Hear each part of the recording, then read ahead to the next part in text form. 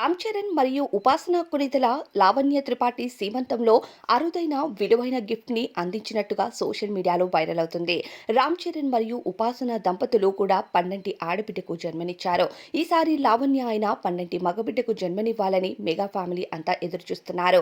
అయితే ఉపాసన రామ్ చరణ్ లావణ్య త్రిపాఠి సీమంతం వేడుకలో అరుదైన గిఫ్ట్, అసలు ఊహించని గిఫ్ట్ ఇచ్చారు అనే వార్తలైతే బయటకు వస్తున్నాయి. అయితే అందరూ అనుకోవచ్చు, వడ్డానం అనేది సర్వసాధారణమే కదా అని. కానీ వారిచ్చిన వడ్డానం చాలా విలువైనది అంటూ సోషల్ మీడియాలో కొన్ని వార్తలైతే వస్తున్నాయి. వరుణ్ తేజ్ మరియు లావణ్య త్రిపాఠి త్వరలోనే పేరెంట్స్గా ప్రమోట్ అవబోతున్నారు. లావణ్య వివాహం చేసుకున్న ఏడాదికే పిల్లల్ని ప్లాన్ చేయడం నిజంగానే చాలా గ్రేట్ అని చెప్పాలి. అయితే వీరిద్దరైనా సరే మగబిడ్డకు జన్మనిస్తే మెగా ఫ్యామిలీలో ఒక వారసుడు వచ్చినట్టే అంటూ ఎన్నో కామెంట్స్ అయితే వస్తున్నాయి. మగబిడ్డ ఆడబిడ్డ అనేది కానీ తల్లి చేతుల్లో అసలు ఉండదని అందరికీ తెలిసిందే. దాంతో లావణ్య త్రిపాఠి పైన ఎక్కువ ప్రెషర్ పెట్టొద్దు అంటూ ఆమె అభిమానులు కోరుకుంటున్నారు. మెగా ఫ్యామిలీలో ఎవరు పుట్టినా సరే వాళ్ళకంటూ ఒక లగ్జరియస్ లైఫ్ ఉంటుందని చెప్పాలి.